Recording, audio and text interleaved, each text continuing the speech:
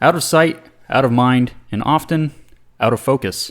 Real-life monsters and tales of their existence have entertained us for years, often because of their elusiveness and the mystery that surrounds them. But what do we know about them? Do we have any real evidence that points to their existence? Or are we all just experiencing some crazy worldwide phenomena? Is there a creature named Bigfoot roaming the forests, or an ancient dinosaur dwelling in the depths of a Scottish lake? It's time for your favorite drinking buddies to wade through all the stories and put the facts before the fictions in this mystical and enigmatic episode of Tipplers 2 Cents. Wait! Is that a Sasquatch right there? Oh, nope. That's Grandma. Sorry, Nana.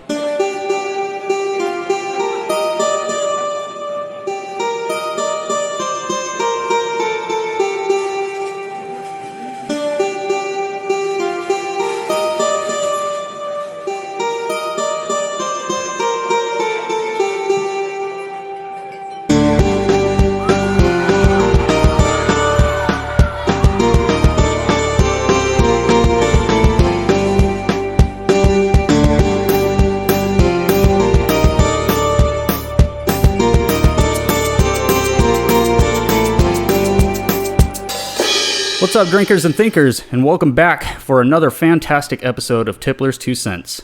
I'm your host and creator, Chris Walters, and joining me as always is the gummy guzzler himself, Sean Knox. Hey guys, just so you know, Chris has a fetish for cats, so... Wow, you're not supposed to call me out on that. Please don't buy that, please. Thank you for joining us for episode 11. If you're a new listener, then welcome. We hope you enjoy the show. If you're a return listener, we're glad to have you back so we can take up more of your time telling you shit you'll probably forget in a few days and tell you jokes that'll probably just make you cringe. Just kidding. At least I hope.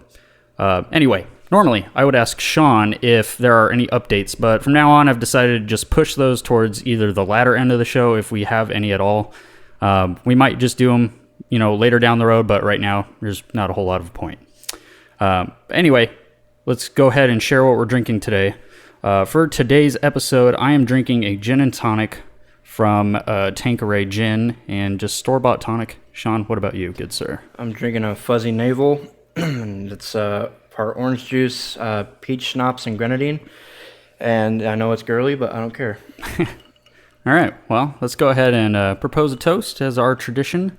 Today's toast goes out to you guys, our listeners. I know we thank you every episode for joining us, but, sometimes that doesn't feel like enough. So, again, thank you from the very bottoms of our hearts and our glasses. Here's to you, fellow tipplers. Cheers.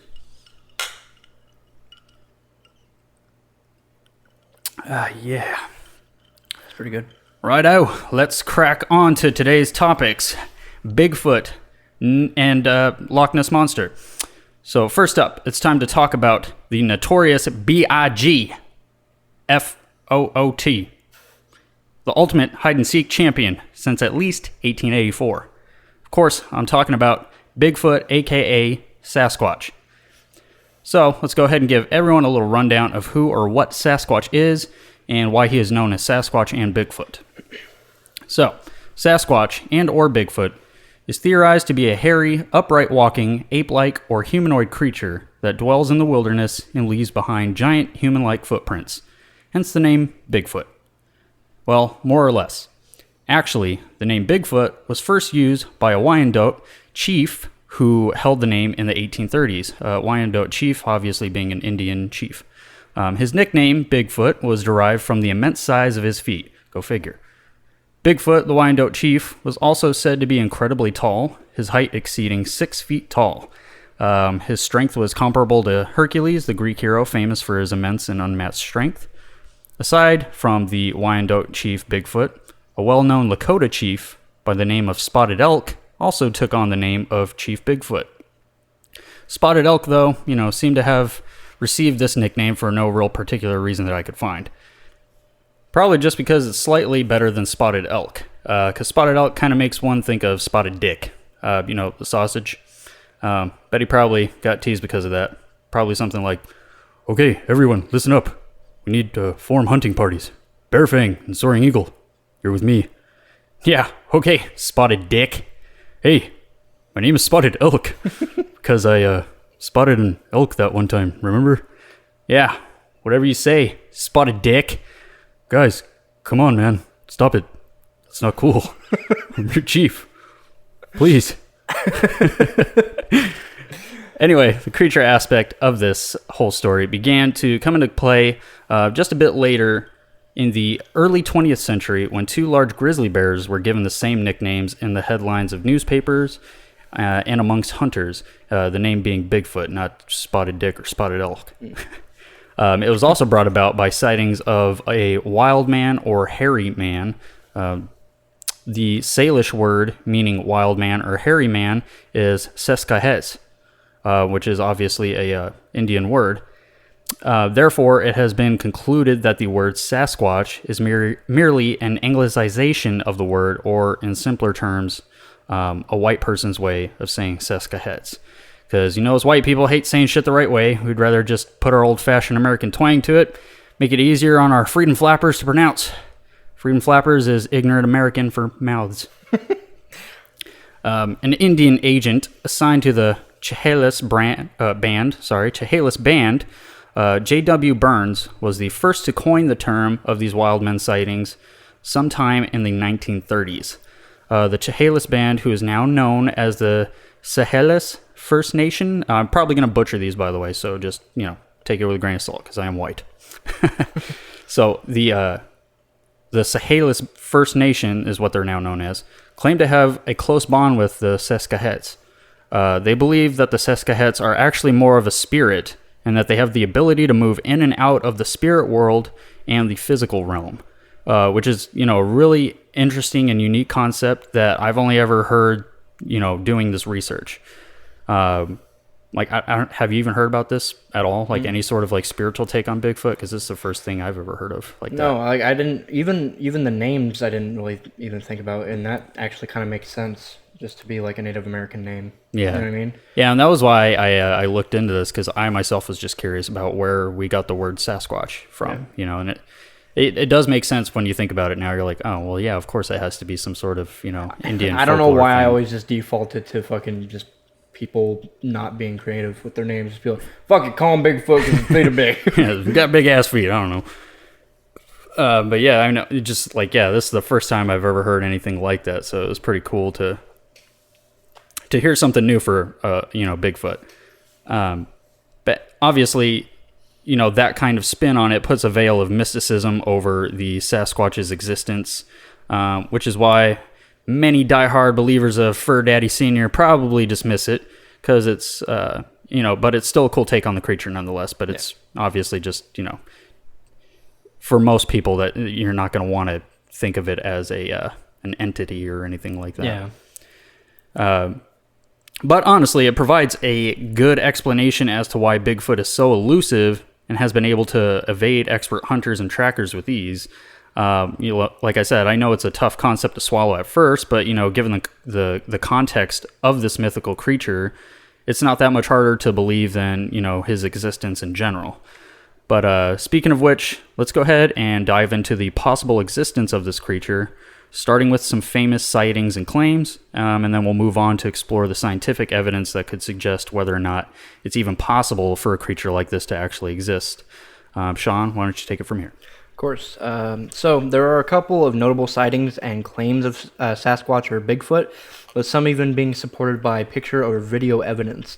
The first, or rather earliest, documented case of Bigfoot sightings is often said to be a sighting from back on July 4th, 1884, which is detailed in an article from the British Colonist, a newspaper from Victoria, British Columbia, Canada. In the article, there was a claim that something of a gorilla-type creature was discovered by a group of men who came across its unconscious body laying on a set of railroad tracks. When they disturbed the creature, it woke up and chased the men away.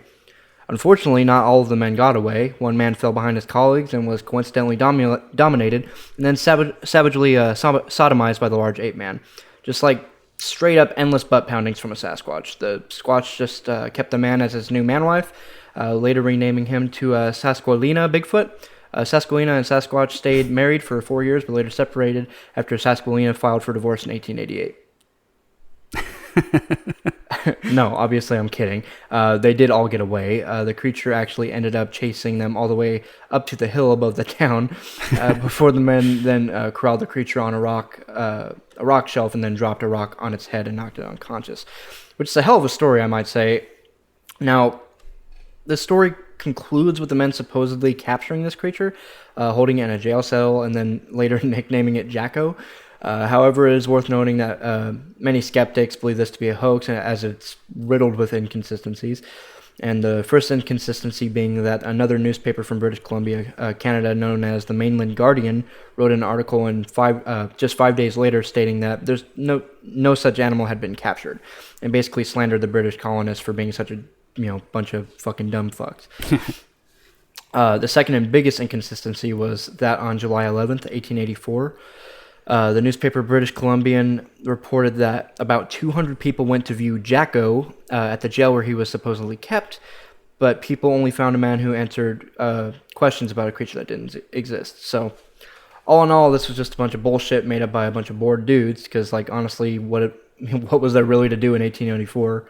And bullshit is mostly what you'll find when researching about Bigfoot. So sorry for the spoiler alert, but this motherfucker probably isn't real. And it's time someone told you the truth. He's like Santa or the Easter Bunny, and it's time to rip that fucking Band-Aid off. Or, maybe he is real, and then, fuck me. But anyway, the next famous Bigfoot claim is that I'm going to share with you guys is a more recent one, but still a few years ago. Back in 2008, in August, 2 men from Georgia announced to the world that they had discovered the remains of a mysterious creature that resembled Bigfoot. Furthermore, they also announced that they would reveal the remains to remove any doubt from non-believers, and at a news conference only to the press held in Palo Alto, California. Rick Dyer and Matt Whitten revealed the Sasquatch carcass, which was encased in a block of ice. The carcass was 7 feet by 7 inches tall and weighed nearly 500 pounds. The 2 men also claimed that they were followed by other Bigfoot creatures as they removed the body from the wilderness.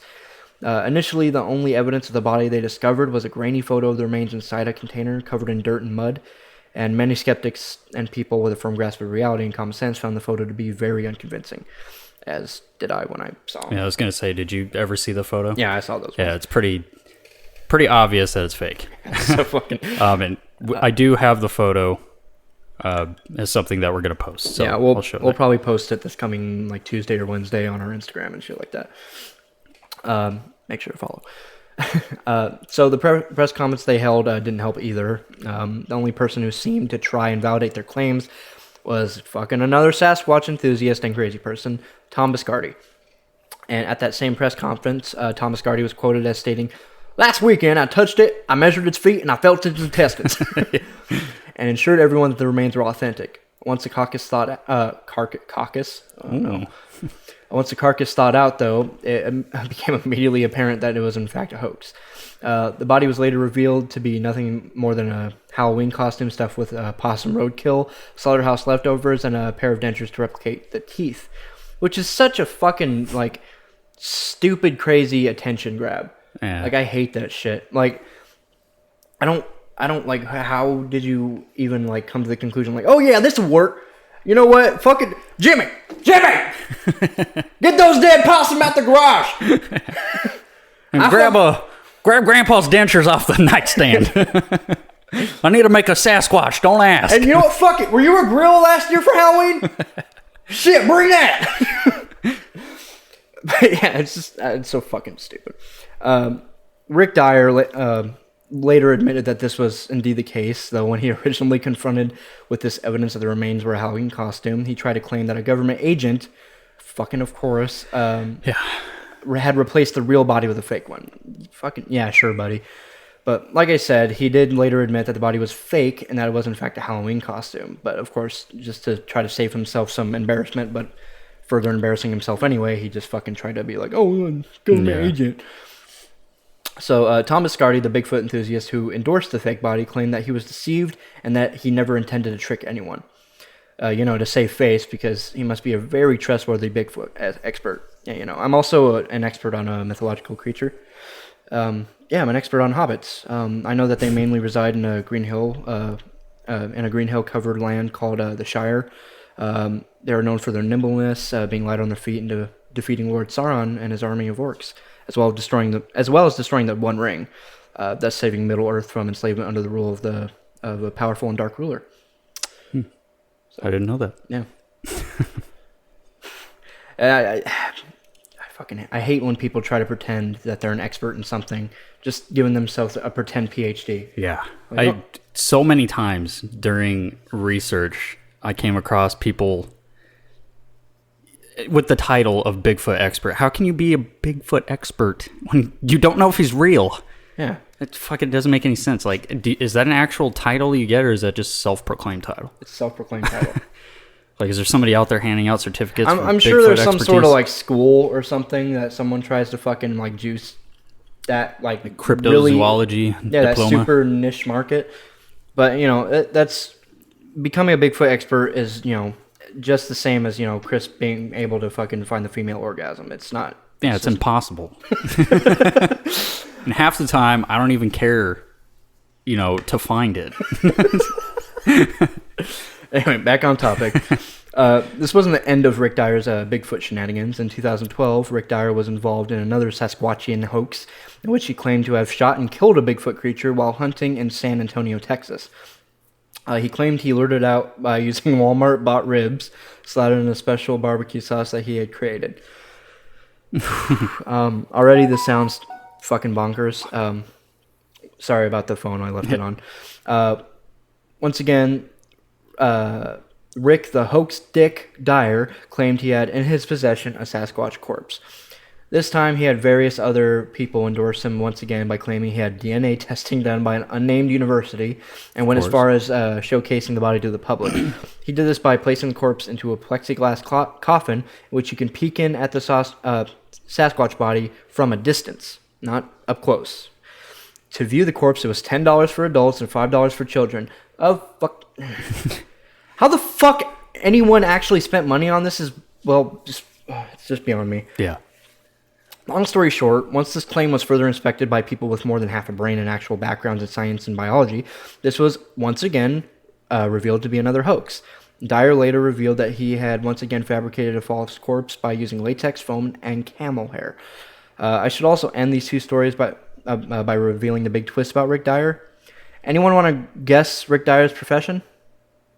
No? Well, it turns out Rick Dyer was a fucking police officer. And obviously this didn't look very good for him, and he was coincidentally fired for being a piece of shit. Yeah, being a fucking liar. He later made some Facebook posts kind of apologizing for attempting to deceive everyone with the hoaxes. All in all, though, he has greatly set back any sort of advancement there, and any sort of advancement there could have been in the discovery of Bigfoot, if there is one. And these hoaxes are just going to make it harder for anyone to believe practically anything that comes out about Bigfoot now. Now, I don't think that Bigfoot's real personally, but I like the idea that you were talking about before about the spiritual side of shit. Like that is more comparable. At least it's more understanding where the whole mythos came from. But I just don't like that. I don't like people. Like in general, I just don't fucking like people that prey on that shit. Like his whole stunt to try to show the body the second time, instead of like going about it how normal scientists would go, where they issue a press release, show photos, allow other media outlets to take footage and stuff like that. He just immediately starts charging tickets. Yeah, like that's fucking clue number one if you're just a fucking con man. Well, and that's the disappointing thing about these two is because, just looking up stuff about this, there are people who take the Bigfoot researching stuff seriously. Yeah. And, you can laugh at that all day long. But, I mean, I believe in some weird stuff. Everybody does. Everybody believes in weird shit. I mean, just from an unbiased standpoint, looking at religion, if you had never heard of religion and somebody explained to you what it is, it sounds crazy. Yeah. So, I mean, I don't find believing in Bigfoot and wanting to research him being such a crazy, outlandish thing. So if there's people out there that want to take that seriously, it's kind of fucked up when people like Rick Dyer and, the men who did the hoax with Jacko and all that stuff, kind of take advantage of this, these same kind of people that have this belief in this creature and are actually trying to find out if he's real and stuff like that, and they just kind of fuck him over just to make a quick buck. Yeah, just give them that feeling of like, oh, the eighth wonder of the world, and fucking just immediately like, well, give us money so you can see it. It's like, fucking really?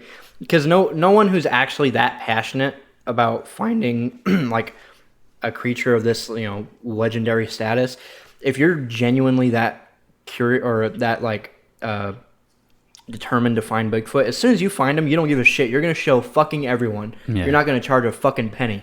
Yeah. You know what I mean? Like, if anything, you probably just make a fuck ton of money just selling him to science anyway. Yeah, I was like, you can make a ton of money just after the fact that you discovered him. I mean, there's people are gonna want to pay you for the body and all that. Yeah, they're gonna pay you for the body, and like, you can probably tack on a bunch of fucking fees. Like, I don't know the actual, economy behind it, but yeah, I'm sure that you can make a pretty penny for fucking actually finding Bigfoot.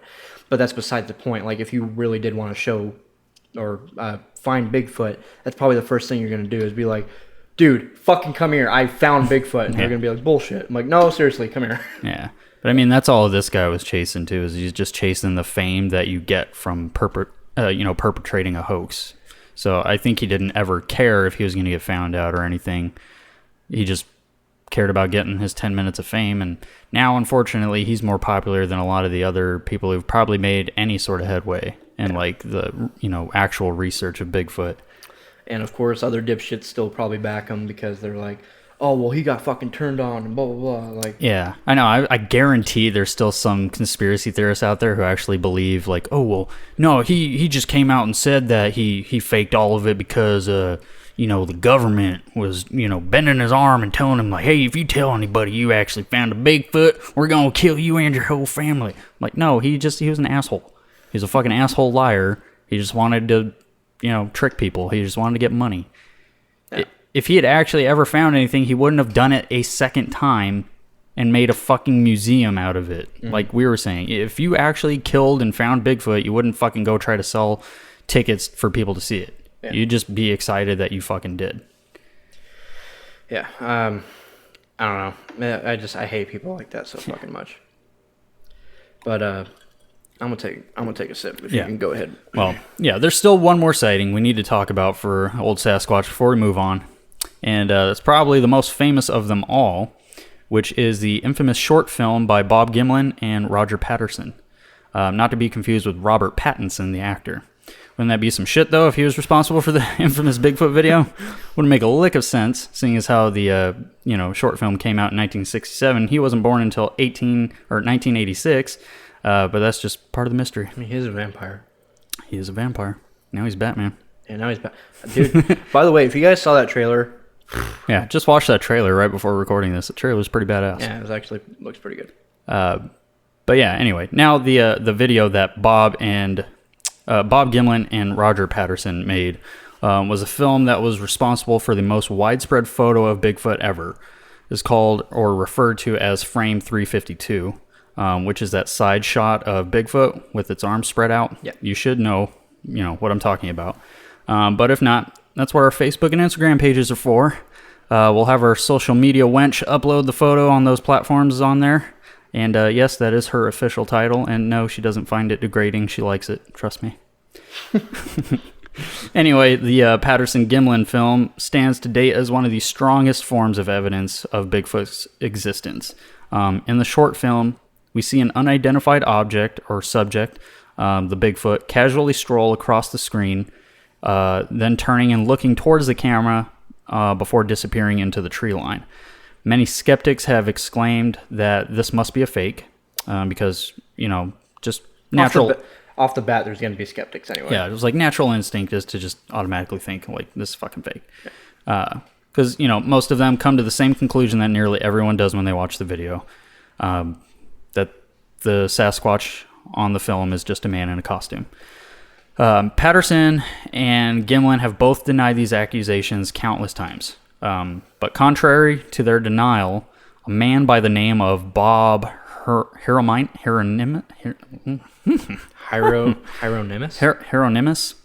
Yeah, it's a hard name to pronounce. Bob Hieronymus is what I'm going to go with. He came forward claiming that he was, in fact, the actor in the suit. He even went on a public television show and took a lie detector test, and he passed. We all know that polygraph tests, aka lie detector tests, aren't foolproof. But it's pretty damning evidence for someone to come out, say they're in the suit, and then they pass a lie detector test. Yeah. There are a couple of people out there who say like he had to take multiple tests, and they only took the footage of him passing one. But who knows? Yeah. But despite that, and like kind of going along with this same thing, on IMDb, Bob is credited as Bigfoot for that film. So, despite all this, there are plenty who still stand by this film as a solid source of evidence, including Jeffrey Meldrum, who is a professor of anatomy and anthropology at Idaho State University. Jeffrey examined the film and claims that the way the creature moves, who is dubbed Patty, by the way, because the Sasquatch in the film is supposed to be a female. He claims that Patty moves much more differently than a man in a costume would. He also stated that it's easy to identify many of the individual muscle sections on the creature, such as like the triceps and then the shoulder blades, the deltoids. He even mentioned like the back of the neck, because he just like the way when she turns and looks at the camera, you can see the muscles extend and stuff like that. All of which, would be impossible to do if it were a man in a costume. There's no way that you could show muscle movement inside of a costume. To further illustrate his point, he compares the film to a major motion picture which was filmed during the same year, Planet of the Apes, the original. In the film, it can be seen just how different a man in an ape costume looks when compared to Patty from the Patterson-Gimlin film. And what's most convincing about this comparison is that when you take into account that Planet of the Apes won an Oscar for its makeup effects and was nominated for Best Costume Design, yet it looks nothing like Patty in that film. And I watched the film. She does look a hell of a lot better than the gorilla people in Planet of the Apes. So it's just crazy. But Jeffrey Meldrum's theory just suddenly starts to sound pretty convincing. But alas, we may never really know that, if this film was the real deal or not. Roger Patterson died January 15th, 1972, just a few years later after making it. And then Robert Gimlin is still alive. Robert, who was Bob Gimlin, he's still alive and kicking at the ripe age of 88 years old. But he was merely Patterson's ride-along in this search for Bigfoot. Roger Patterson, sorry, damn it. I knew I was going to do it at one point. Roger Patterson basically just kind of approached Bob Gimlin and just kind of asked him to like tag along with him, because I guess Bob Gimlin was kind of like a cowboy, liked to go ride on horses and stuff like that, and liked to do hunting and shit like that. And he was also one of those people who are kind of like me, where they don't really like to believe in stuff unless they get to see something. So, the idea to go hunt and then capture footage of Bigfoot was all Patterson's idea. Aside from the film, however, they also took a mold of one of Patty's footprints, which is regarded as one of the best foot impressions of Bigfoot ever. So they have that going for them too. Sasquatch researcher Cliff Brockman noted that their foot impression had certain distinct indents and impressions other fake Bigfoot foot impressions didn't. Notably, there's this ridge in the arch of the foot, which indicates a flexible midfoot. And it's one of those things where it's just vastly different than all the other fakes. In Cliff Brockman's own words, he was quoted as stating, "One of the footprints showed a very distinctive pressure ridge, a push-off that comes as a result of a very flexible midfoot." So there you have it, right from a Bigfoot expert's lips. The point is, though, whether the Patterson-Gimlin film and the footprint was a very elaborate and well-executed hoax or not, it vastly boosted the interest in Bigfoot to what it is today. Now, Sean, what are your thoughts on the Patterson-Gimlin claims? Have you seen the footage at all? Yeah. And do you believe it to be fake or no? I don't know. I just don't. I don't like the. Okay, if Bigfoot was real, I don't think he or she would be alive today. Just thinking about if they're not in mass quantities, like there's no mammal or ape kind of like biped that would last this fucking long, especially in such scarce scarce variety. Because I know no one claims to be there's only one and only Bigfoot. Yeah. I know there's supposed to be multiple. It's supposed to be a race of, or not a race, but a species. Yeah, but there's no fucking way. You know what I mean? Yeah. We've topographically gone across the whole fucking planet.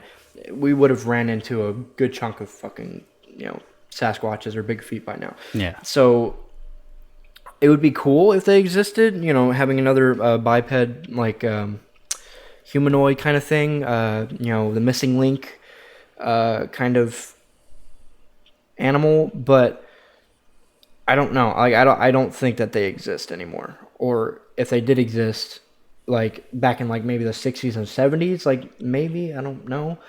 But as far as this actual footage, I saw it a while ago, but I don't like that.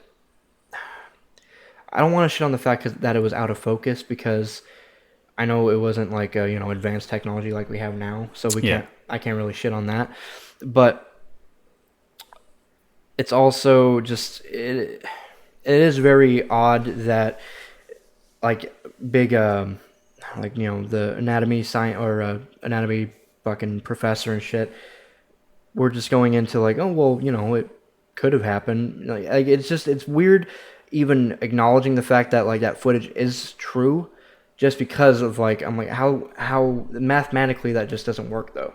Yeah. We would have ran into a lot fucking more. Yeah. Either way, before that, there would have been a lot more scripture or fucking documentation on them. I don't care how fucking huge Bigfoot is. If there's a traveling group of men, fucking 7 men, run into him, they're gonna fucking kill him, and then one of them's gonna have a journal and be like, "Hey, we fucking killed this big ape monster that was in the middle of fucking Ohio," or some shit. You know what I mean? Yeah, the sheer amount of stuff that we've found nowadays, especially to date, to 2020, since back in 1967, just I can't imagine that we just wouldn't have seen a Sasquatch by now if they exist. Yeah. It's just, I don't know, it's hard to believe. Yeah, I don't know. Do I think the footage is real? No. But it is interesting to know that a doctor or whatever was he a doctor or a professor? A professor, yeah. So if a professor of anatomy and anthropology, backed it, that is interesting. But at the same time, you can be a fucking doctor of very specific things, and actually be a professional, but you can also just be an advocate for Bigfoot, or just one of those things. Well, and some things that people seem to forget when they talk about somebody who has a background in this stuff, that they think that excuses them from being naive or being deceived by people and stuff. This Jeffrey Meldrum guy, he's obviously an advocate for Bigfoot if he's trying to support the theory. And just looking him up, I barely, when I was trying to find out stuff about him, the first thing I did, obviously typed his name into Google, typed in Jeffrey M, and he was the first person to come up. Okay. Which, is a big deal for Google. Yeah. Which means he's got a lot of search hits. But yeah, of course, the stuff, all that comes up about him is just about Bigfoot. So obviously he has a lot to do in that field of things. So again, it just kind of brings to mind, he might just want to be convincing people of this because of his interest in Bigfoot.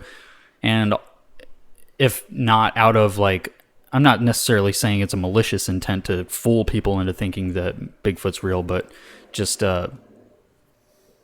he just might want to believe it so much that he's making himself believe it. Yeah. And has nothing to do with his expertise. Yeah, I agree. But, staying on the topic of Sasquatch or Bigfoot, I decided to bring in a true wildlife expert that we should all be familiar with. So joining us today is our very first celebrity guest speaker for the show, Bear Grylls. Bear, how the hell are you, and can you tell us a little bit about Bigfoot? I'm Bear Grylls, and thank you for having me on the show. In case you didn't know, Sasquatch feet make for a very nutritious meal. They're full of vitamins, minerals, and protein to keep you chock full of energy throughout the day. I myself just had a bit of Sasquatch feet for lunch and washed it down with a nice warm glass of my own piss. It was full of nutrients, vitamins, and minerals that will keep me full of energy throughout the day. Wow, that sounds kind of gross, Bear, I'm going to be honest. Nonsense. Everything is edible when you're in extreme conditions and require immediate sustenance to replenish your energy. In fact, if you're in a pinch and come across some Bigfoot shit, you can have yourself a nice midday snack. What I like to do is scoop up the fetid shit pile and kind of like squeeze it and condense it into a nice block, yeah? That way it becomes an energy bar of sorts, and I can just munch on that while I traverse the precarious crevasse and debris. The Bigfoot shit bar is chock full of vitamins, minerals, and nutrients that will provide me with a good amount of energy throughout the day. Yeah, that's great, Bear. Thank you for that information. I'll be sure to keep that in mind if I ever happen to come across a Bigfoot or, his shit. Of course, thank you for having me on the show. I've got to be going. There's more adventures for me to go on and even more nasty shit for me to eat. Hopefully, it will be chock full of vitamins, minerals, and nutrients to keep me full of energy throughout the day. Farewell, and we'll see you next time. Awesome stuff. Thank you, Bear Grylls. I can't believe he came on the show, to share that very insightful and informative information with us. And for free, too. Can't believe that at all. Sean, what do you think of Bear Grylls? Quite a character, isn't he? Yeah, he's definitely a character. All right, well, anyway, guys, let's get back on track here. So now it's time to explore what the possibility of a Bigfoot creature actually existing is. First, Sean, I want to ask, we've kind of talked about this already, but just for solid, state of mind and everybody to be on the same page here, do you believe Bigfoot actually exists? Blanket statement, no. No, not at all. All right. I don't either. I would like to. I really like the story and the mythology and all that kind of stuff behind it. I really like the idea of Bigfoot, but as far as what we have to go on, because like I said, I'm kind of one of those people who is kind of like a Bob Gimlin. I got to go based off of what I see and what I can comprehend and everything, and just based off all that, I can't say that I believe in Bigfoot. Yeah. Well, the scientific evidence of Bigfoot existing obviously is next to nothing, as no hard evidence of Bigfoot's existence has been found. There have, as we have explained, various, sightings, claims of seeing Bigfoot. Nothing has actually been discovered. Or has there been? Maybe. Despite my skepticism and many others, Sasquatch may be a real thing. Emphasis on may. Most of you probably don't know this, but the FBI actually researched Bigfoot themselves after claims of sightings around the globe became such a hot topic. Yep, the motherfucking FBI decided they had had enough monkey business and looked into the hairy bastard's existence, starting an official file on Bigfoot in 1976. So here's a brief rundown of what they found. Sean, would you mind covering this? So, like Chris said, we're going to keep this brief and just kind of summarize their findings. So, here we go! In the same year they started their file, they were sent a clump of about 15 hairs attached to some skin that they could not identify. About a year later, though, it was identified to be from some type of deer and not a Sasquatch. And that's it. That's literally it. There was no actual FBI files, guys. They just tested some hair, a Bigfoot reacher sent them, nothing more. Yet some people think that this meant the FBI had a whole ass file on Bigfoot, but no, not really. So really, it's just kind of hard to determine whether or not a Sasquatch could exist or not. I mean, it's not that far out of a concept to imagine that a Bigfoot could exist, but we don't have the information to make a solid statement. Until someone makes some major breakthrough in the Sasquatch territory of science, we'll just have to refer to the claims, sightings, and rumors of Bigfoot as possible evidence of their existence. Yeah, so, I'm sorry if you believe in Bigfoot, and like I said, I'm like enthralled in like believing in Bigfoot, but there's no scientific evidence. Every single sighting or claim that I could come across during my research all led to the same conclusion, that it was some sort of hoax, or like it could be explained away as like they thought they saw a Bigfoot, but it was really just another person or an object or whatever. Yeah. This shit happens. But yeah, and I just wanted to include this little bit here about the FBI file because there's a lot of people that were also claiming that, oh yeah, the FBI investigated Bigfoot and that must mean it's real. I'm like, no, it's not real. All they literally did was there was this researcher that had that clump of hair, and he was apparently a friend of like one of the people that worked for the FBI. So he sent it to him and was like, hey, would you humor me and just, analyze this, see what you guys find. And the guy, being a friend of his, was like, sure. So they analyzed it. The report literally says the hair bovine. The hair is of deer origin or deer family origin or whatever. Bovine. And that was it. Can you just acknowledge that I know the word bovine? He didn't use the word bovine, though. He just said deer family origin. Okay. So, yeah, I mean, that's literally all that happened. There was no actual file. There was no huge investigation made by the FBI. They just helped out a buddy of an FBI agent, and now that led people to thinking that there was this huge FBI file on Bigfoot. Yeah. All right. Next, we're moving on to the Scottish lake monster, known as the Loch Ness Monster. Starting off here, let's describe what exactly the Loch Ness Monster is, as well as where it is located, and then some claims of its sightings and all that. So, the Loch Ness Monster, or Nessie as it is sometimes referred to, is a creature that is fabled to reside in the Loch Ness and the Scottish Highlands. For those of you that don't know, a loch is just a Scottish word for lake. So when we say Loch Ness, we're really just talking about a lake. Just need to throw that in there so no one's confused about what a loch or Loch Ness is. It's a lake. The creature that is dubbed the Loch Ness Monster is named such simply because he or she is a monster and is from the Loch Ness. I know, super creative name. Wait, so like if we were saying it like in America, it would probably be more like Ness Lake. Yeah, or like Lake Ness, something like that. Because, I mean, like, what do we refer to our lakes around here as? Like, Lake Superior. So, yeah, it would still be like Lake Ness. Yeah. Yeah, Lake Ness Monster. Yeah, a loch really just means lake. Yeah. But anyway, the creature dubbed the Loch Ness Monster is, like I said, named because, it's from that lake in the Scottish Highlands that's known as Loch Ness. The creature is described as a large, long-necked creature with one or more humps, something resembling a long-necked dinosaur or aquatic type creature. There are various interpretations because, well, it's not fucking real, okay? No one can know what exactly it looks like if it doesn't actually exist, but I digress. Now, the myths about Old Nessie began way back in the 16th century, perhaps even further, as there are depictions of a water beast with flippers carved into stone tablets by the Pict peoples. The Pict, meaning painted in Latin, were an ancient Celtic people who settled in what is now the eastern and northeastern parts of Scotland. Honestly, I could be tempted to do just a whole episode on these people because they sound interesting as fuck, like, just from what I researched for this episode. Like, I spent way more time looking into these guys because, like, I don't know, just everything I started to look up about them was super interesting. Yeah, that's probably the main thing I like about this show is, like, we're, like, if we have to focus on a topic and then I end up finding out something else, I'm like, that'd be fucking great just as an episode. Yeah, it's like, it's a good part of this show, too, for me because I end up branching out on stuff I never thought I would be interested in. But yeah, just these people were cool. Yeah. And with the whole thing of picked meaning painted, it's because they wore like painting and stuff on them, and they were super into making paintings and carving stone tablets and shit like that. Like, it was all just really cool stuff, really interesting stuff. And we also don't know that much about them. Yeah.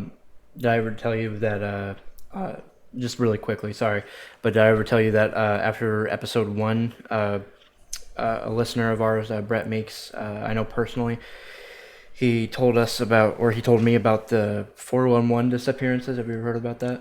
Mm-mm. Because I guess it's supposed to be like a lot of people like disappearing for days at a time, and then they will reappear and they'll only recollect like a couple of hours them being gone, being like lost or something. And that's interesting. He was just like, yeah, he's like, because a lot of people, speculate that it could be like alien abductions or it could be like rifts in time and shit like that. They're like entering that fugue state. I think that's what it's called. Yeah, something like when that. When you like don't remember where you're going, but you like walk somewhere and all that shit. Yeah, I really went in on that on like a downward tunnel, and I was just like, I should probably just focus on actual alien abductions, but... I know a lot of the times when I'm researching stuff like this, I get sucked into stuff. But like I said, I don't know. Maybe we'll come back to the, like what you were talking about too. Maybe we'll come back to that stuff in a retake of the alien episode, and then these picked people. Yeah. But anyway, the picked peoples take credit for the earliest depictions of the creature of Loch Ness. But the first written accounts of the beast come from an Irish abbot who wrote the biography of another Irish abbot, Saint Columba. And yeah, I know, that's confusing. And yes, you did hear me correctly. I did say Irish, not Scottish. There were, in fact, many Irishmen amongst the Scots back then, so that wasn't a historical or researching error on my part. They're all the fucking same. Yeah, they all fucking speak and fucking... That's British. Yeah. That's not good. I can't do an Irish accent right now that I'm trying to do one. I can kind of do Scottish, but I can't really do Irish. I can't fucking do... No, yeah, that's Scottish. That still kind of sounds... I don't know. But yeah, like, that's not a mistake on my part. There was just a lot of Irish guys and Scottish guys roaming around there. And actually a lot of London people, too. Like, coming across this stuff... London people? London people. English. Well, I don't know. I didn't want to say English because that just sounds like I'm talking about normal-ass white people walking around. Like, did you see that fucking Loch Ness monster over there? Yeah, so English, British, and just the UK in general. What the UK is now is pretty much the same as it was back then. Like, just a good mix of all the European races. You got to keep in mind that Scotland and Ireland has always been a melting pot for British and English fucking... Well, I guess it wasn't technically British back then, but so like English fucking being assholes and taking over. But, it's always just been them just being like, fuck it, I'm just walk through Scotland because this is my property. Yeah, the point being, there was an Irish abbot named Saint Columba, and he is in the first writing of Loch Ness. So yeah, let me get that straight before we go any further. So the first writings are from the biography of that Saint Columba, like I said, who was an Irish abbot and a missionary, and he's actually often credited for playing a major role in the transitioning of Scotland to Christianity, which is pretty interesting.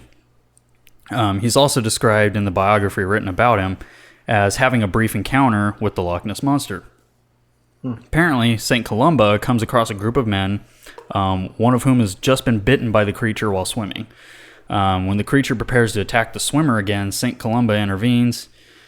He stands in between the man and the beast and orders the creature to go no further, do not touch the man, go back at once, while making the sign of the cross. For some reason, the creature listened and retreated, never to be seen by the man again. The monster is just like, all right, fine. Fucking dude didn't even taste good anyway. So, yeah, this St. Columba guy kind of sounds like a badass. When he's not spreading his faith, he's out saving dudes from becoming a little monster chow. Praising God by day and kicking monster ass by night. Yeah! Can I just say that, like, in my head, I just imagine a priest repping gang signs in front of the fucking Leopardon. That's kind of what he did. He repped up his fucking... He was like, fucking repping Jesus, bro. Fucking... Just a giant sea monster was like, shit, all right, he's gang. He's like, dude, I ain't gonna fuck with that. So, yeah, so even though Nessie's origins can, be traced back to, like, near ancient times, the legend of this great beast really began to grow in 1933. During this year, a new road had just been finished being paved that was right next to the Lake of Loch Ness, which gave passerbys a nice view of the loch as they drove by. In fact, there's a sighting that happened because of this newly developed road.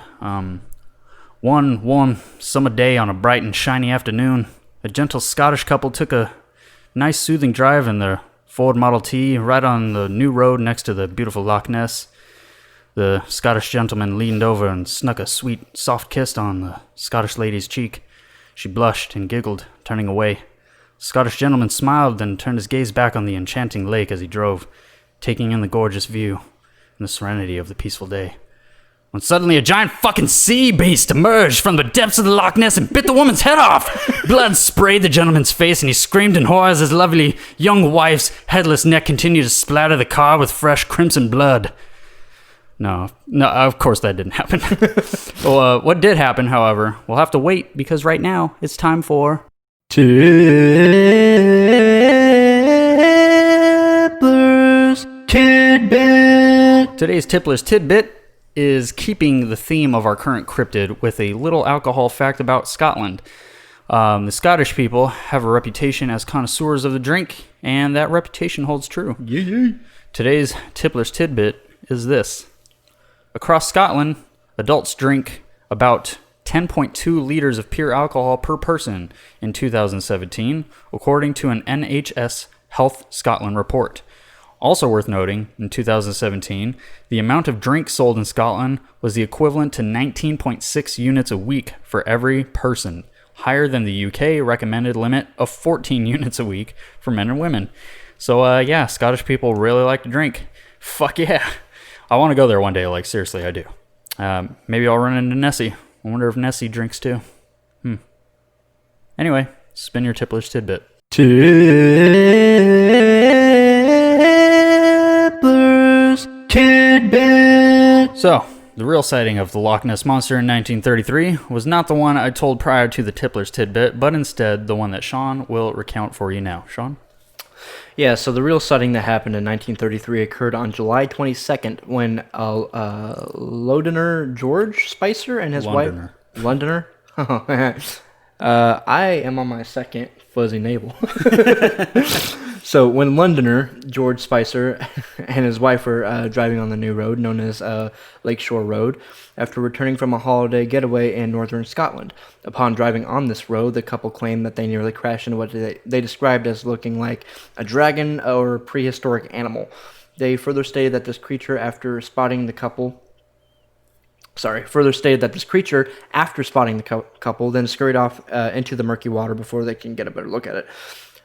George also recounted that this creature left a trail of broken undergrowth behind it, indicating that this creature was of substantial size and weight. In fact, George describes this creature to be about 4 feet high and at least 25 feet long. How many giraffes is that? Like one and a half or something, man. Fuck. Anyway, the next claim or sighting I'm going to talk about is the most famous one. The sighting is often referred to as the surgeon's photograph, as it references a supposed photo taken of the monster, which is the exact photo you should be thinking of. Just basically, it looks like a head of the supposed Loch Ness monster poking out of the water. Kind of reminds me of like whenever I would like be in the bathtub as a kid, and I would just stick my dick out of the water. You're like, it's Nessie. But yeah, so just imagine that when you're a kid, because I know every fucking adult man has that memory, and then just put like like black and gray overtone on it and just up the grain by like 90%. So just when you're in the bathtub the next time as a full grown man, just take a picture and put a black and white filter over it, and then make sure you really up the contrast, and then send it to everyone on your Snapchat. Do it now. Send it to everyone. So this photo was taken in 1934 by Robert Kenneth Wilson, who was a London gynecologist. No shit. Hence the surgeon's photograph. Just so happened to be making a penis joke right before we're talking about a gynecologist. Morisot, it was referred to as the surgeon's photograph, because Wilson had initially refused to have his name associated with the photo.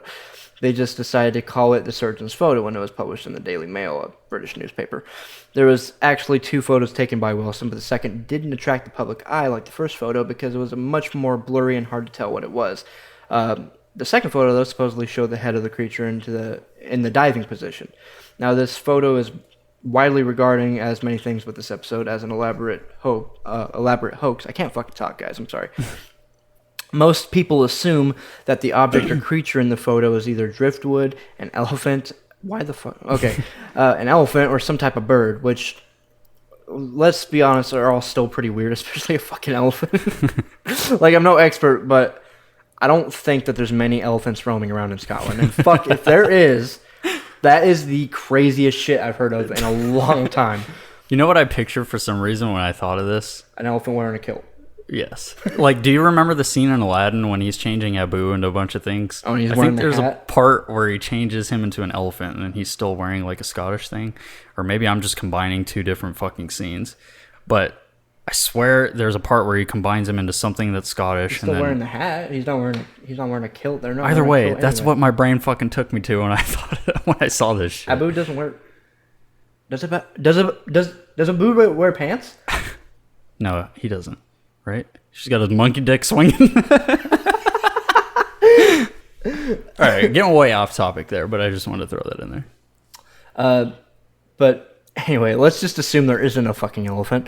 As of the late 90s, it has been revealed that this creature was nothing other than a toy submarine of sorts that a man named Christian Sperling constructed to look like the creature among other various objects. The ripples seen in the photo that surround the creature are believed to have been created by something with a motor that was out of view from the camera. In fact, when an uncropped negative copy of the photo was analyzed, there was an unidentified white object found in every single copy of the photo, which is believed to be the motorized tool or towing mechanism. This is essentially what Christian ended up admitting was the case. Like, why did they do this? Well, apparently, Marmaduke Wetherill, Christian Sperling's father-in-law, had previously worked for the newspaper The Daily Mail and had been publicly humiliated by them when he pursued a story about some Nessie footprints that turned out to be a hoax. So his grand idea of revenge was to conjure up an even bigger hoax about Nessie. That'll show those bastards. To be fair, at least he was trying to like defend someone. It's out of the goodness of his heart. I get it, but it's just a dumb fucking thing to do. Like, Yeah. Whatever. Fuck. So he and his son-in-law Christian Sperling purchased a toy submarine and using some wood putty constructed the figure seen in the now famous photograph. Robert Kenneth Wilson, who happened to be a friend of theirs, helped them pull off their little prank by developing the photos and selling them to Marmaduke Wetherill's greatest rival, the Daily Mail. Ha! Got you sons of bitches! That'll show you for ridiculing me. No one fucking embarrasses Marmaduke Wetherill. As if that name isn't fucking embarrassing enough. He's named after a giant dog from comic strips. Yeah. What? I'm not going to even think about it right now. I was going to be like, yeah, that's probably true. No, it's not. Those fuzzy navels giving you thoughts. Jesus Christ. Fucking, you know what? This is why men and women make bad decisions. This is probably like not the drunkest I've been on the show, but like the more loose I've been on the show, because every other one's like every time, like, just so you guys know, every time I've gotten drunk on the show, it's always been on a serious episode where I'm really not allowed to fucking be drunk. No, I won't lie. The first time that I actually started feeling the alcohol was last episode on the Greek mythology one. I got drunk on the first episode, but like the first one I felt it a little bit too, but that was because I didn't realize how to pace myself. But yeah, that last episode, I was like, I looked up from the script or like the notes and stuff, and I was like, whoa. Like, I just saw lines of like words and stuff, and I was like, okay, I need to slow down. Yeah, like it's just like we do drink on this show, but we also have to be lying about that part. We also do have to be able to read the fucking script. So like, we have to pace ourselves. But sometimes like what was it, an episode or two ago, I literally lost my place. Yeah. And we go through notes and we have like parts that are, a little bit edited so we can just like stay on track. But yeah, Chris had to like take over for like probably like two sentences, and I was like, fuck, I don't remember where the fuck I was. And it was pretty early on. Yeah. So anyway, sorry guys, just a little behind the scenes. So anyway, at this point, I think it's clear what the trend is on these mysterious cryptids. Every single event, sighting, claim, photo, film, you name it, has turned out to be a hoax or, heavily theorized to be one. And I would continue on about more claims of the Loch Ness Monster sightings, but they all fucking end the same. I mean, old Nessie just isn't real, at least not anymore. I mean, surely something something of that size was living in the lake. It would have been revealed by now, and nothing that size and that shallow of water is that elusive. Hell, we've discovered more elusive creatures in the ocean depths, and you're telling me that we can't find a giant monster in a lake? Poppycock. I mean, seriously, it's silly to really imagine the Loch Ness Monster being real. Bigfoot at least makes sense given the coverage of the forest and just basic, assumed nature of the creature. it could be in caves. They're supposed to be scarce and all that shit. But a lake-dwelling monster in one lake, a single monster, fucking no, I don't buy it. I mean, what about you, Chris? What do you think about Nessie? Like, for real? Yeah, so I'll preface this by saying that when I was young, I actually remember going to a library and I rented a book about Loch Ness Monster. I was a fucking nerd. I don't care. I'll admit it. I was a nerd. I loved reading about shit that nobody probably cared about when they were my age. But I went to a library, I rented a book about Loch Ness, and it was just about all sorts of stuff now that I know is bullshit. But I do remember one of the things being that at some point, I can't remember, I should have wrote it down, but they actually took sonar equipment and tried to track down Nessie. And I don't remember who did this or anything. I know this is fucking terrible on my part. I should have wrote it down. But they did sonar recordings and they tried to hunt her down, and basically, of course, it turned out they found a couple of things that they couldn't identify and all that stuff. But again, it doesn't prove that it's Nessie. And even then, when I was little and I was reading that stuff, it's so easy to give into well, yeah, that's probably it. Yeah, of course I wanted to believe it, but I mean, just even then, I knew what I was reading was kind of just. It wasn't pandering, real. Almost. Yeah, it was kind of trying to suck people in, kind of like Rick Dyer did with the Bigfoot stuff. Yeah. He just tried to sucker people in that believed in this shit. And that's the problem with a lot of this media and stuff that comes out about Bigfoot, Loch Ness Monster. It all tries to pander to the same people. It's all people that believe in this stuff. They want to get people to believe in it, and they want to suck them in even more so they can get more money from you, all that shit. So, long story short, no, I do not believe that the Loch Ness Monster is real, specifically because of the stuff you stated. If there was this giant monster swimming around in Loch Ness, I'm pretty sure we would have seen it by now. I don't know what the specific size of the Loch Ness is, but from what I remember when I was looking up stuff about it, it's not big. It's not like a large, gigantic body of water compared to, most others. Mm. So yeah, if there was this, 25 foot long, water beast just swimming around in there, 1.5 giraffes, we would have more than likely seen this thing. Yeah, 1.5 giraffe long water beast in there. We would have seen this thing. So, I mean, if it was real, we would have fucking seen it. So yeah, it doesn't make any sense, and none of these stories are backed by any sort of science, none of the sightings. And like I said, I love conspiracy theories and stuff like that about monsters, about Bigfoot, about Nessie, but these just ain't it, man. I honestly just don't think there's much left on this earth for us to discover, if I'm going to be completely honest, let alone a lake monster or an ape man. Yeah. But that's just my opinion. Maybe one day, someone will come along and prove us wrong. And I do hope for that. I honestly do. I hope somebody fucking discovers Bigfoot. Wouldn't that be the coolest fucking thing on the planet? Same with Loch Ness Monster. That'd be the coolest fucking thing to ever happen. If somebody just came up and was like, I fucking found it. Now, why am I British again? Why can't I do Scottish person? I love you. Always have. I really can't. I don't know why. Just default to Braveheart and you'll pick it up. Yeah. He doesn't do a great Scottish and I was accent. I don't know if Mel Gibson is the go-to for Scottish accents, but no, think of that fucking video that we used to watch. You're taking a hit, doing it. Yeah. Should step down to the floss and step the floss. What's going on, Andrew? He was gonna D. What's going on, Alright. If you guys haven't seen that video, just look up fucking Andrew on a roof on YouTube, and that's a funny fucking video. The best fucking video ever. Completely unrelated to today's episode, but it's hilarious. Well, kind of. It's just Scottish people. Scottish people. I guess we can. Just Scottish people with really thick fucking accents. All right. Anyway, guys, that wraps up today's 2 topics, and that means it's time to dive into Sean and I's favorite pop culture references from our topics of today. Sean, would you do the honors, sir? Ladies and gentlemen, it is time for Tipplers Take 2. So what's holding everything up here? Art department. So the grips are holding us back? All right, try that take one more time. 1 second. Hey, quiet on the set! Tipplers Take 2, Mark. Action! All right, so we have Not a lot of movies, actually. Mostly about Bigfoot, because Bigfoot is, a very popular icon in American culture. Yep. And I have a couple that I actually remembered for the Loch Ness monster. But let's lead with fucking Fur Daddy Senior, and with the first movie, which would be Harry and the Hendersons. I haven't seen this in fucking forever, so I do. Yeah. I don't know jack shit. I know. I had to mention it because People would be fucking mad if we didn't. yeah, because people would be mad if I didn't mention it, and if you didn't mention it, like they'd be like, "Why didn't you fucking mention Harry and the Hendersons?"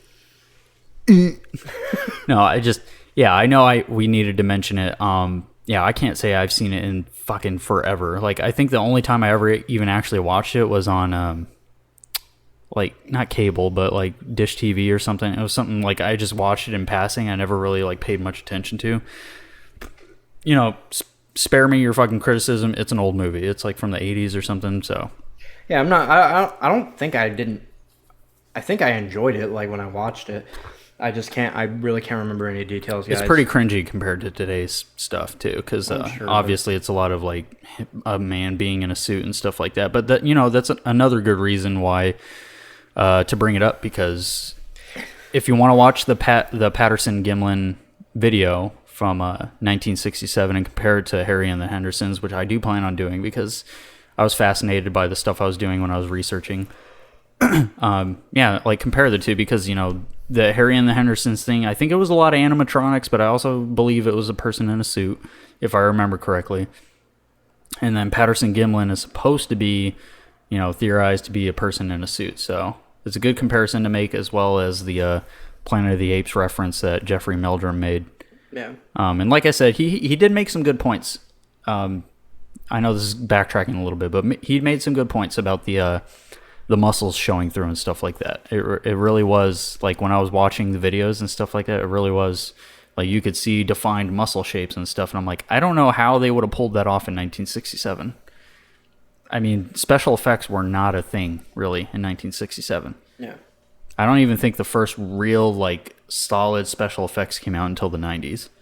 So I don't know. I don't know how they would have pulled that off back then, but Anyway, another movie that honestly doesn't get enough credence. It's kind of like, for me, it's a cult classic, almost, just because it's like one of those movies that, like, I lump in with movies like Waiting, yeah, and Scary Movie and shit like that. Is a movie with what the fuck's his name? Steve Zahn. Yeah, Steve Zahn. Justin Long. Fucking Dante, whatever the fuck his name is. It's a Happy Madison production, I believe.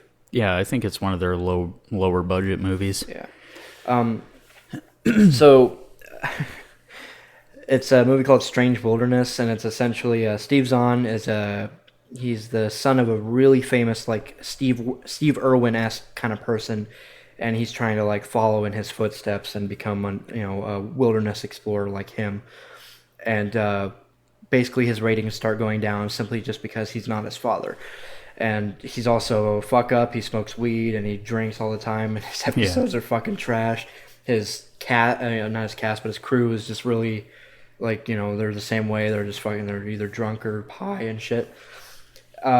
Some pretty good, like, comedy from Justin Long, by the way. Yeah, holy fuck. He's such a good character actor. Like, I actually like watching that movie and like Zack and Miri Make a Porno, and what was the last one we were talking about last episode? Accepted. Yeah. Not last episode, but I actually think it was episode 9. Well, Accepted, he wasn't a character actor. No, but I just mean as far as comedy goes. Yeah. He should have been in more comedy movies. He was in Waiting too, actually. Yeah. So yeah, like, I really wish he would have found that stride instead of, like, because I feel like he kind of, like, tried to branch out too much. He went into horror, he went into serious movies, he went into comedy. I really think he was, like, meant to be in a comedy movie. He fit he was also good in New Girl. Like, he's a New Girl. Yeah, he's the main character, Jessica's boyfriend, for a little bit. Oh, okay. But he's, like, supposed to be, like, exactly like her, and she's, like, really cringe. Like, how do I explain it? Like, she's really into knitting, and, like, she sings to herself. She's very uppity, but he's the male version of that. So yeah, like, whenever, like, what the fuck was it?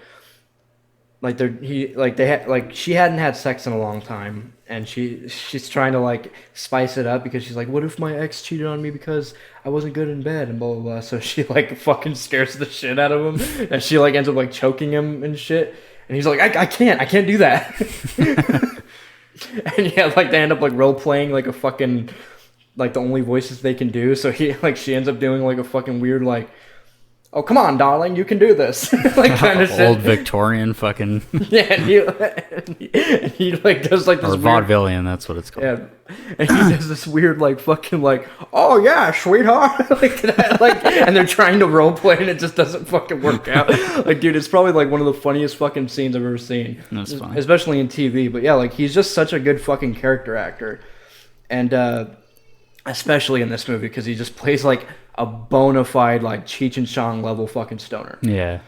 And anyway, sorry, stop sucking Justin Long's dick for a minute.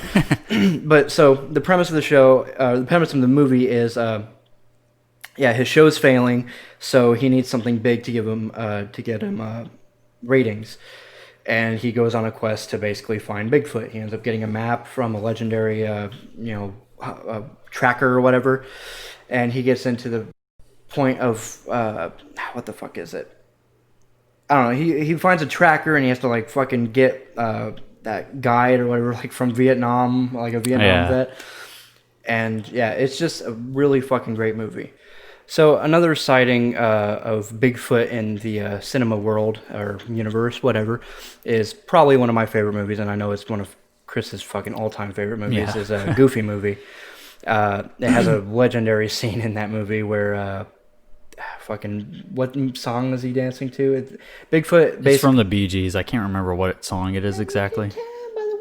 Is it that one? Yeah, I think Staying it's Alive. One. Yeah, Staying Alive. So yeah, there's a scene where they play like he ends up like rocking the car or some shit, and the radio comes on, and I think it's he gets Max's headset and it lands on him, and that's when he starts dancing to it. Oh yeah. Yeah. And then he ends up sleeping on top of their car because he traps Goofy and his son Max inside of the car. He traps him inside the car and he's like dancing outside of it and stuff. And I don't know, it's like one of the funniest fucking sequences for Bigfoot or Sasquatch ever. With Goofy movie out of the way, it's really just that one scene. I want to bring up a movie called Willow Creek. I actually never saw this, so I'm going to let you take the lead on this one. Yeah, I actually haven't watched it either. I know I'm kind of it's a dumb thing to bring up a movie when I haven't watched it, but the reason I wanted to mention this one is because it's by I believe he's a comedian. I hope I'm not fucking that up, but Bobcat Goldthwait. Yeah, he's a comedian. He's a comedian. This was one of his, I don't know if it was his directorial debut, but he directed this movie, and it's a serious take on the Bigfoot thing. So it like takes a horror tone.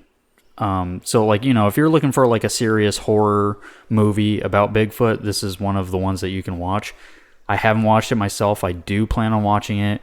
I planned on watching it when it came out. I don't remember why I ended up not watching it, but it's called Willow Creek, directed by Bobcat Goldthwait. From what I researched about it and stuff, it seems like it's a good movie. So, if you're looking for a horror aspect on Bigfoot, that's probably a good one to go to. That's pretty interesting. These are just more of a couple of honorable mentions. As far as Bigfoot goes anyway, is the Jack's Leaks commercials. Yeah, I don't know if you guys remember this, but it was like for the beef jerky and stuff like that. Yeah. There was a lot of commercials. I think it was in the like mid to early 2000s where, Bigfoot would come out and like basically the whole commercial was just he'd come out and fuck people up while they were like eating beef jerky. Yeah. But I don't know. I fucking love those commercials, and I love that as like an honorable mention for Sasquatch because he's just coming out comes out of the woods and just beats the shit out of people. And I don't know. They were hilarious. They were really fucking well done commercials too. Yeah. Another one, this isn't a sponsor, unfortunately. We should reach out to them. Yeah. But this is Dr. Squatch soap, which is a fucking all-natural soap. And I haven't tried it, but Chris has a bar of soap himself, and basically it's just the brand itself, like goes around manliness and smells like nature, and Sasquatch is probably like the biggest icon as far as nature goes, or the wilderness goes. Yeah. So I just want to ask you, how far is this? Like, how good is this soap? I love the soap. Like we said, this is not a sponsor. We're not getting paid for this, I swear. I just love the soap, and it happened to incorporate into this episode because it's called Dr. Squatch soap. I've tried I think 6-7 bars of their soap now. And it's my go-to soap. I only ended up trying it honestly because it's marketed as being a manly soap. And then I've been trying to kind of, Be more manly because he's feminine. not that, but I've been trying to go towards more like natural stuff. Like as far as my deodorants, my soaps and stuff like that. And this is made with all natural ingredients. It has glycerin, which is a natural thing that can help hydrate your skin, keep you if you deal with highly dry skin, which I do, like in my hands especially. So I'll use this stuff because I have really dry hands for some reason. But yeah, the scents are fantastic. All natural ingredients. The marketing is all marketed towards men and stuff like that. So it's really good stuff. And like I said, it does have to do with Sasquatch. That's why we bring it up.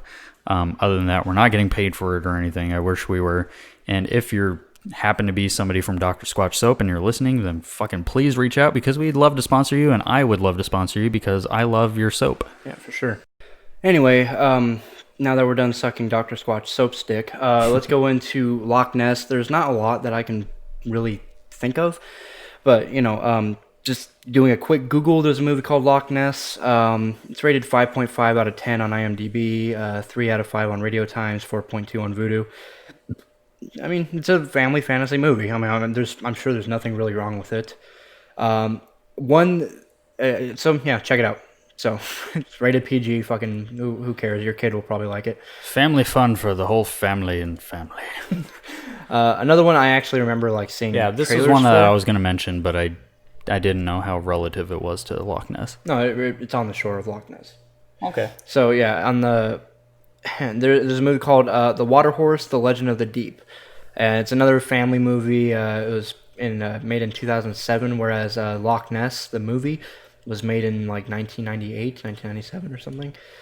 1996. Holy shit. The Water Horse is rated 6.4 on IMDb, 74% on Rotten Tomatoes, which is pretty fucking good for Rotten Tomatoes, and 3 out of 5 on Common Sense Media. 90% like this movie from Google users. So altogether, good, family-friendly, fun fucking movie. All right. And yeah, it really does look cute. I think she raises the Loch Ness monster from as a baby, and then it grows up to a full fucking water horse or whatever.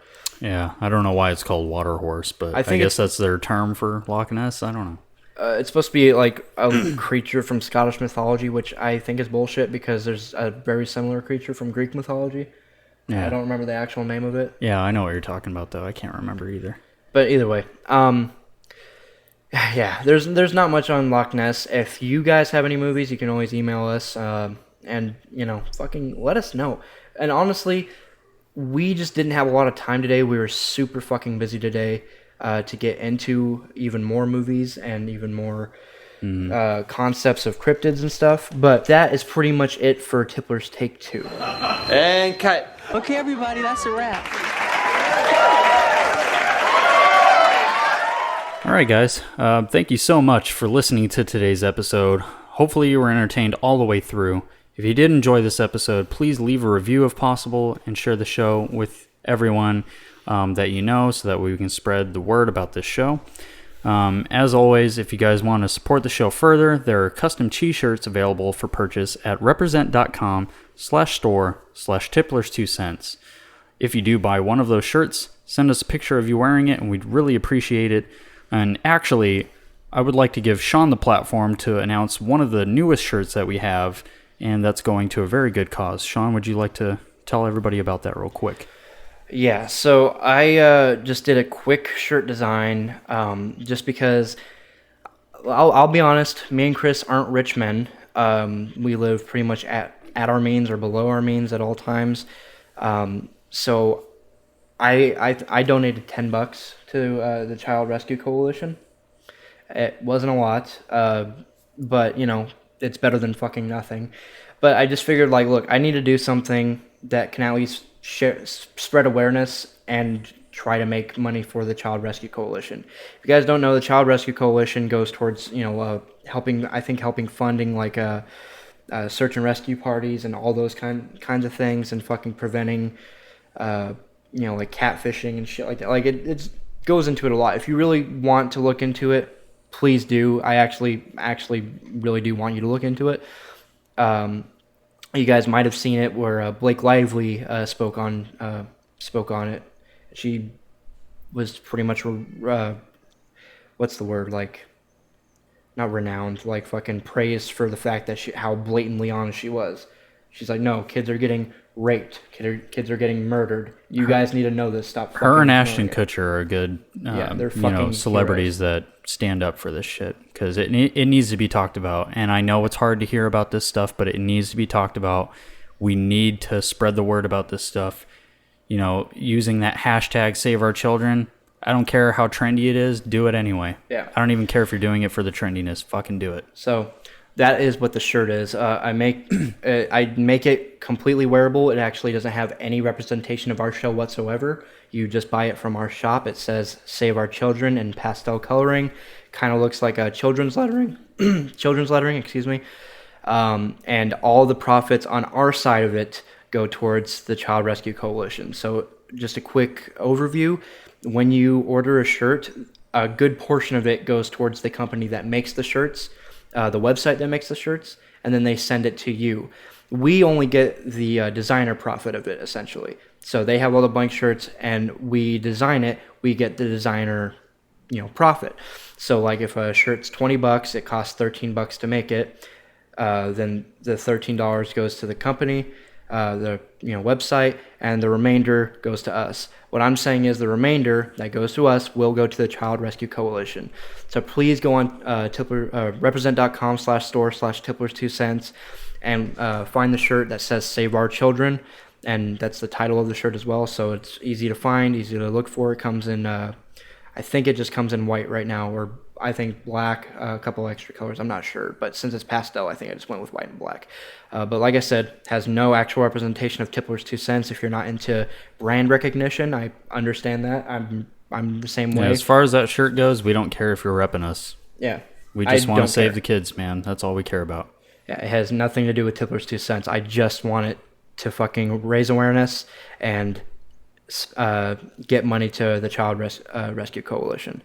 So outside of that, just please look at the store. I'd really appreciate it.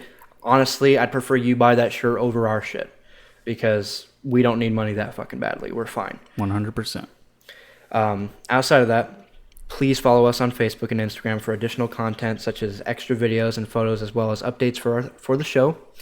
If you'd like to contact us or correct us on something, provide us with an update on a subject we've covered, or even just to reach out and say hi, you can hit us up on Facebook Messenger or send us an email at tipplers2centspodcast@gmail.com. Next week, we're talking about time travel and the Mandela effect. I know a lot of you are probably going to be excited about that because we did mention it a little bit in our 2012 conspiracy video. So stay tuned for that. Anyway, we will see you when the people call upon the world's greatest hunters to track down the elusive Bigfoot and finally bring him to justice to answer for his crimes against humanity. Or maybe we'll just see you next time on Tipplers 2 cents. So long! And remember, drink responsibly and think responsibly. Bye!